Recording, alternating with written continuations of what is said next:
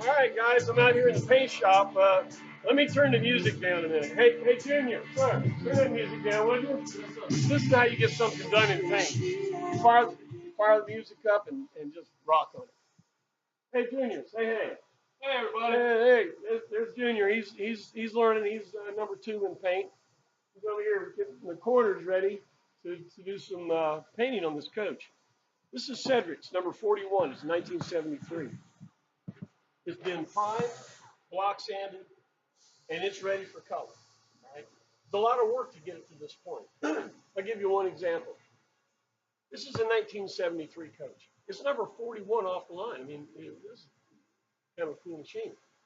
But if you notice, right here in the body side molding, the original one, 73, 4, 5, and part of 76, had a stainless steel runner. Yours has that. When you take that off, this is what you have. This bottom one comes up here and is riveted. The top panel comes down and is riveted. And then that 2 1/4 inch mold goes across it. The problem with that, take a look here. You can see inside the motorhome. It's cracks. Okay? As you come down this thing, in between the rivets, it'll boosh out.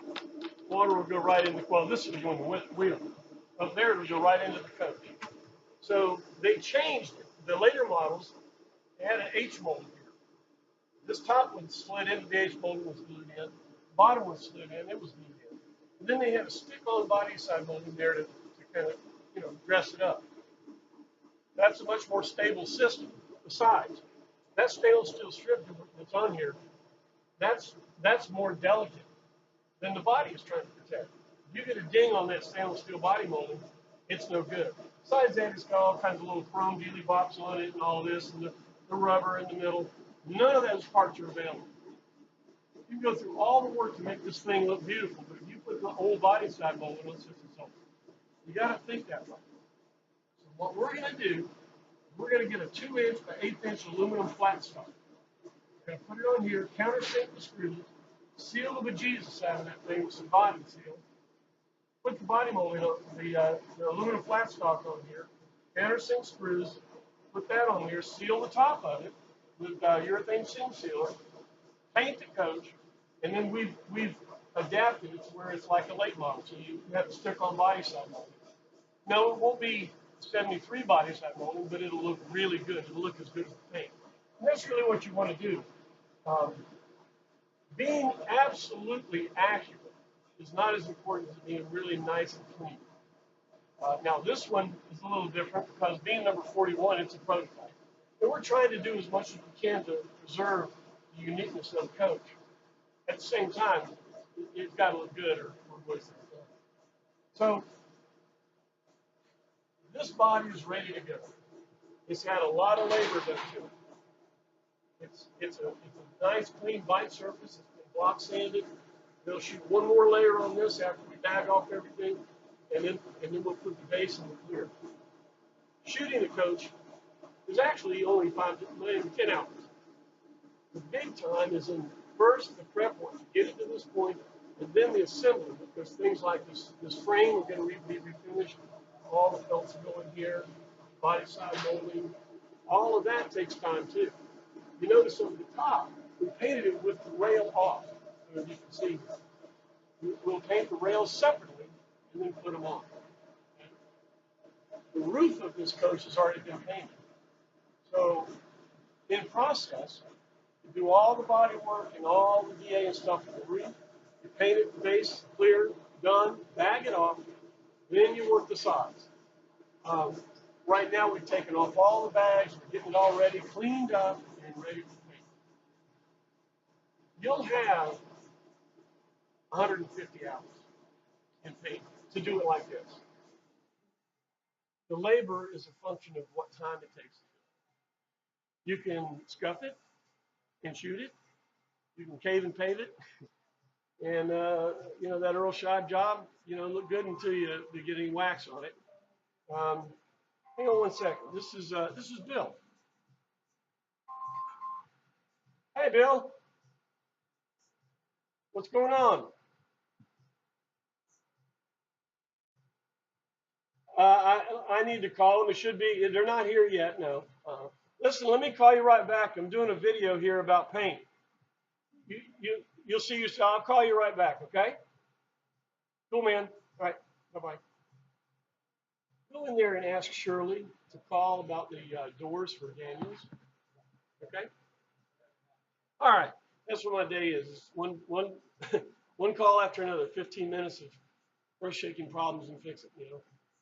So anyway, the time is in the prep work and in the finish work, trim. This whole thing is going to be wet sanded and buffed to maybe 3,000. Wet sanding and buffing is a lot of time. There's 20 to 30 hours worth of work in just doing that. But you end up looking like Bill's coach. Beautiful. That's what you want.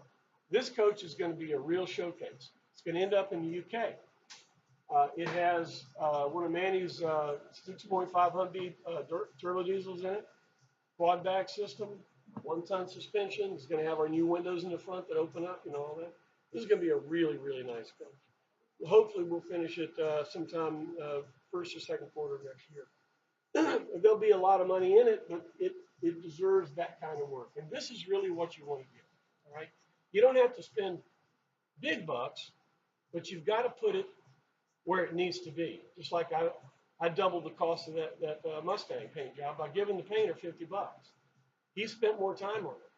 So even though it was crappy paint, and I really didn't have the money to do anything, I found a way to get a decent looking paint job. Do the labor, pay for the labor.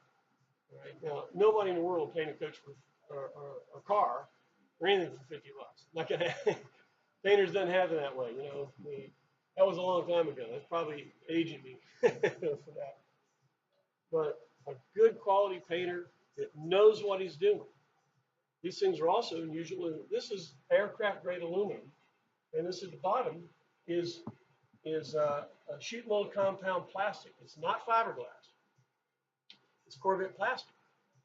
So you don't use polyester resins. You don't use fiberglass.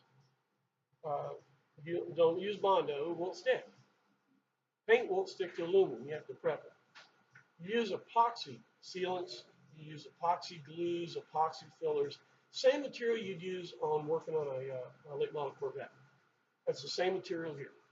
Okay. If a painter, you know, there are two things that mechanics have going for themselves: is their knowledge and their tools. And you know, you don't want to mess with either one, right?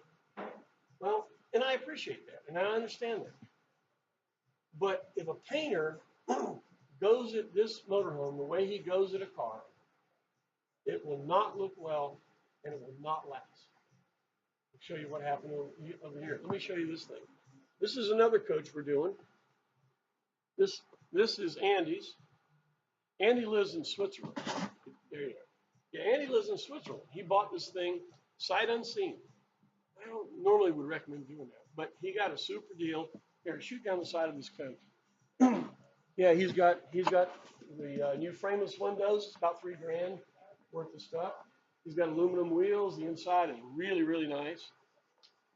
But it was a blue color, a pale blue, and he didn't like that color.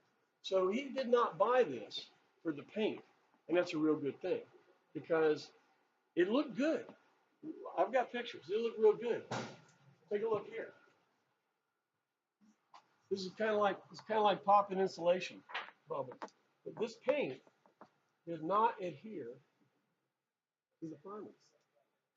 Why? Either the wrong kind of paint, they waited too long on the primer. I don't know, but the paint peels right off. Okay? It did not bond to the primer. It looked good. It looked like a nice job, but the whole coach peels off like that. Okay? Somebody didn't recognize some adhesion. It had an adhesion problem of some sort. You got to be careful with that. If you go to have your paint job done, you're talking to a painter, and he doesn't recognize that this is SMC and you don't use Bondo, and if he says he's going to paint it with a single stage, never do that. It's too unforgiving. Let's just leave it there. This thing's the size of 2 elephants. You make a small mistake, and it'd be a huge mistake. There are no small mistakes. So these type of things are really important when you go to get a paint job. Now, there's a guy on the West Coast called me up and he wanted to paint his. Because a lot of this is enthusiast. You buy it because you want it. It's your object of frustration. Okay, and he wanted to paint it. I said, cool, let's do it. So I told him all the steps, everything to do. A couple of years ago, he did a presentation at Western States Rally. He did a great job. He looked really good. His first words to me was, if I did it again, I know what to do better. That's where you learn. You do something. I bet you Henry Ford's first car never ran. So you work on two elephants first time you do it, or a painter, a good quality painter, first time he does it, he learns some things. Second paint job might be better, but hey, you only got one motorhome. How's that work? You got to be really careful. Some guy says he can do it. You're want to believe that he knows everything to do. It's going to come out beautiful. It'll come out just like everybody else. And we want to believe that. I do too. But there are unique things about a GMC, and it really has to be done properly, and it's going to stick. It's going to add value. Okay. Um, if you do want to do it yourself, call me. I'll tell you about it. Someone says, well, why do you do that? Why do you tell everybody all the stuff you do? See, I have no problem. I've done this for 22 years, right? I'll paint a good paint job. You bring your coach in, we know what to do here. You're going to paint yourself. No problem. I'll tell you everything. When you get finished, you'll say like the other guy did. Now I know what to do. But you're going to paint it again, it's going to cost more. See what I mean? You need to have somebody who knows what they're doing, knows the uniqueness of a GMC, knows how to put it together right. It may cost a little bit more, but it's done well, it'll stick there, and it'll add value to the motor. You do a cheap paint job, hey, it's what it is. It's no big deal. My coach is a cheap paint job, but I run it out in the woods and get sticks on it and don't wash it. It's a monster. It's a machine. It's not going to be like this. This is going to be a really nice looking coach, and that's what you want. Do everything right. Okay, we're going to do some other things about paint because that I can't cover it in 10 minutes or however long this was. This is going to be, we'll do some more and keep watching for them. Now, I did that last video and I explained how this Patreon thing works. But for years, I had all this information I want to put out there, but there was no format to do it. Everybody said, oh, do the videos, do the videos. Well, where do you put them? How do you do them? Where do you keep them? All this stuff. Folks have been sending me $40 to help me support answering the phones and doing the daily posts and all this kind of stuff. Well, the Patreon is a format that you can watch videos like this. If you thought it was good and you want to say, hey, thanks, Jim, well, say, hey, thanks, Jim. That's good. Send me $1. That's just like in the old Popular Mechanics magazine. Some guy got rich, he put in the back thing, send me $1. People send him $1. So, hey, send me $1. If you'd like to become a member, as we get the Patreon rolling out, I'll have perks and different videos. Maybe I'll go into a little deeper about paint or something like that. And if you're a member, then you'll have global access to all those things, and you can call me. And when your car blows up or your motorhome blows up on the side of the road, you call me at 2 a.m. Hey, I can say, hey, how's it going, man? Let's get it fixed. That's really what you need. You need somebody to help you when you're in really big trouble. My phone is on me 24/7. You have a problem, don't call me about gas prices in Nova Scotia. But if you're done, if you're on the side of the road, Capcom, we have a problem, dial my number. If you appreciate the fact that I'm here anytime you want me, well, become a member. Help me out. It takes, time is money. At least send me $1. How's that? All right. Well, look, it's been good talking to you. I hope you've learned a little bit there. And if you have any other questions, call me, send me an email. What else would you like to hear about? Give me some ideas. All right. Well, we'll see you later.